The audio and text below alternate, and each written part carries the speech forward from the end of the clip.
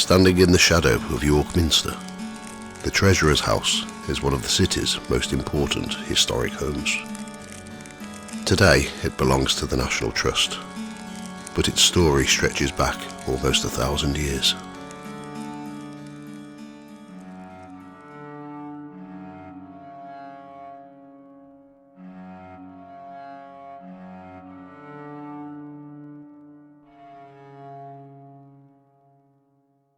The role of Treasurer for York Minster was created in 1091 by Archbishop Thomas of Bayeux.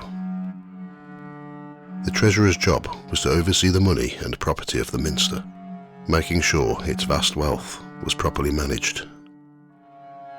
To do this, he needed a grand residence close to the Minster itself.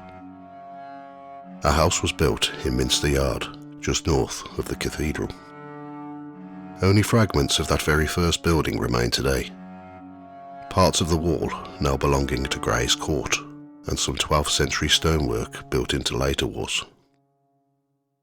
For centuries, the Treasurer lived here, welcoming guests of importance. The position held power and influence, but it all came to an end in 1547 during the Reformation. King Henry VIII had already swept away monasteries and religious posts, and the office of the Treasurer was abolished. The last man to hold the title surrendered the house to the Crown on the 26th of May of that year. From there, it was passed into private hands, first to Prospector Somerset, then to Archbishop Robert Holgate. By the late 1500s, the house was in the hands of Archbishop Thomas Young, and it was his family who gave the building much of its current form. In the early 1600s, they added the neat, symmetrical front and rebuilt large sections. The family also made history when Sir George Young hosted King James I here in 1617. Over the following years, the house passed to other wealthy owners, including Lord Fairfax, and eventually it was divided into smaller residences. The home might easily have crumbled into obscurity if not for Frank Green, a wealthy York industrialist. Between 1897 and 1898, he purchased each part of the divided property, slowly reuniting it into one house.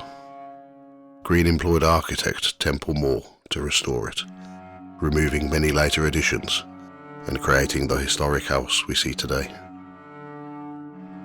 By 1900, the work was largely complete, and that same year the house received another royal visit, this time from Prince Albert Edward, Princess Alexandra of Denmark, and Princess Victoria. Frank Green lived there until his retirement in 1930, when he gifted both the house and its furnishings to the National Trust. It was the first time the Trust had been given a private home, complete with its original contents. Beneath the house lies a much older layer of history. It was built directly over one of the main Roman roads that once led north out of Arboricum, as York was known in Roman times.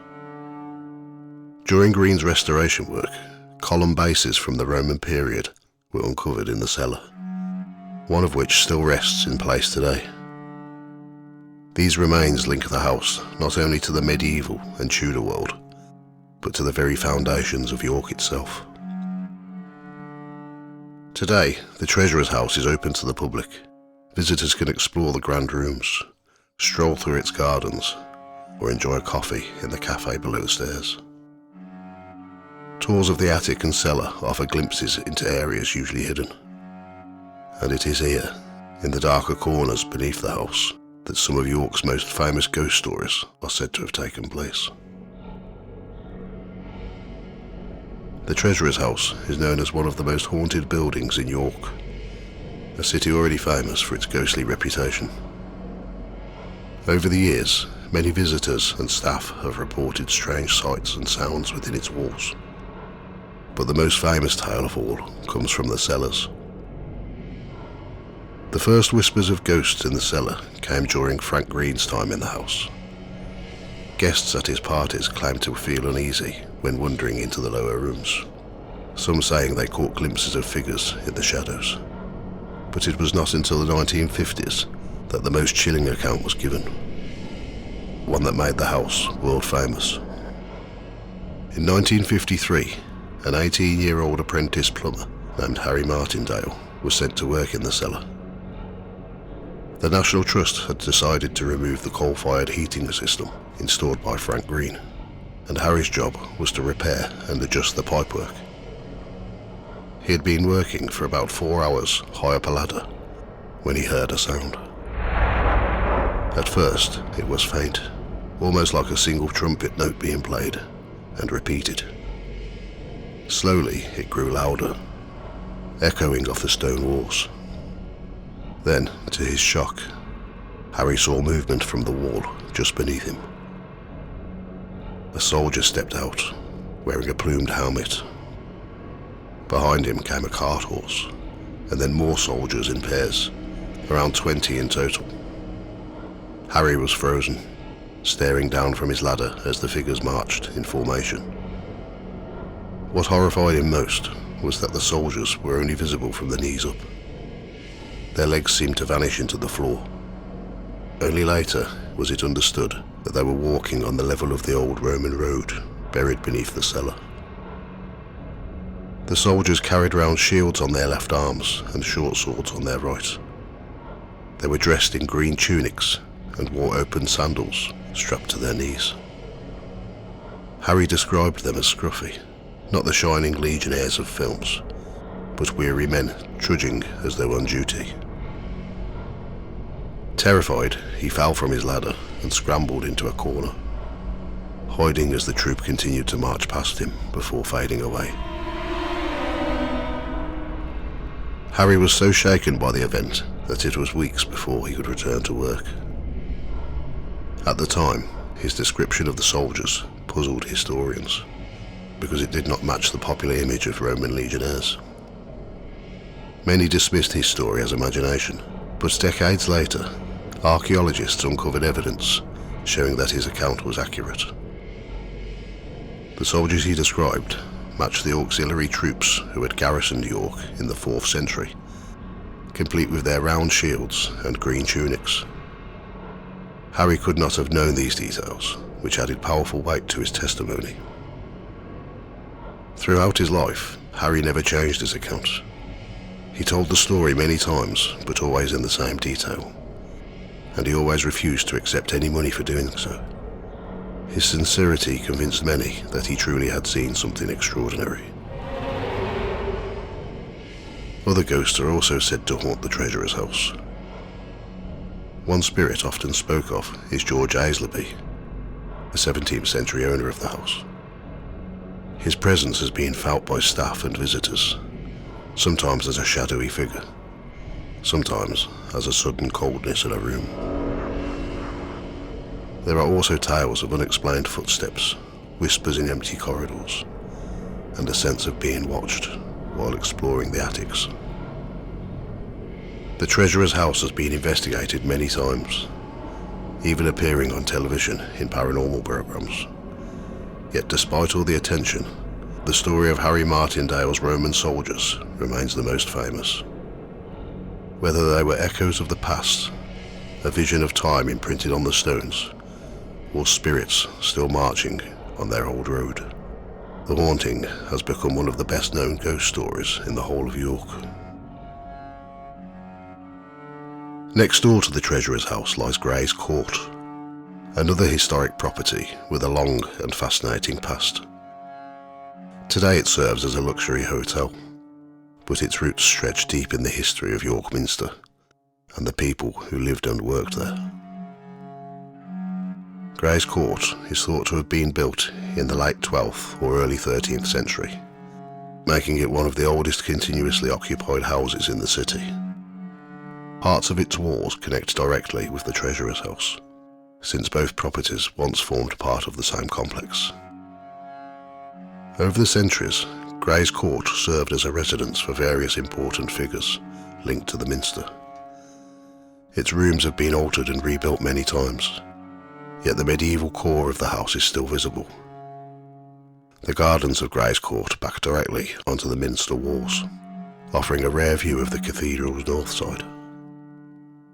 In later years, Gray's Court became associated with the Gray family, from whom it takes its modern name.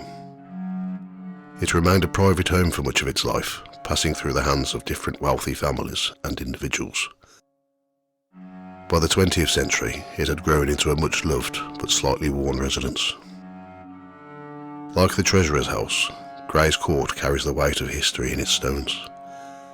Its connection with the Minster, its age, and its role as part of York's religious and social world have all left their mark. Visitors today can walk the same halls that clerics, nobles and families once did. And many believe that most of those former inhabitants may never truly have left. Gray's Court may not be as famous as the Treasurer's house for its ghosts, but it has plenty of tales of its own. Guests and staff over the years have spoken of strange happenings within its ancient walls, often linking to the building's long connection with the Minster and the people who live there. One of the most commonly reported experiences is the sound of footsteps in empty corridors. Guests staying overnight have been disturbed by the sound of someone walking slowly past their room. Yet when the doors are opened, the hallways are deserted. Staff too have heard these footsteps, sometimes late at night when the building is locked and secure. There are also reports of shadowy figures seen in the stairwells and at the ends of corridors. Often they vanish the moment they are noticed. Some believe these are echoes of former residents, clerics or servants who lived in the house when it formed part of the Minster complex. Perhaps the most unsettling stories come from the gardens. At night, figures have been glimpsed moving along the edges of the Minster wall. Some witnesses describe them as monks, robed and hooded, silently gliding across the lawn. Others believe they are older still, linked to the very foundations of the Minster itself. Unlike the Treasurer's house, Gray's Court has not been the subject of detailed investigations or famous encounters, but its atmosphere leaves a lasting impression. Guests often remark on the sense of age that fills the building, not just history, but something less tangible, as their unseen eyes are watching. Together, the Treasurer's house and Gray's Court stand as two of York's most historic properties. Their walls hold centuries of human life, from medieval treasurers and Tudor archbishops to Victorian industrialists and modern visitors. And within those same walls, stories of ghosts and restless spirits continue to be told, weaving the past and the present together in ways that cannot easily be explained.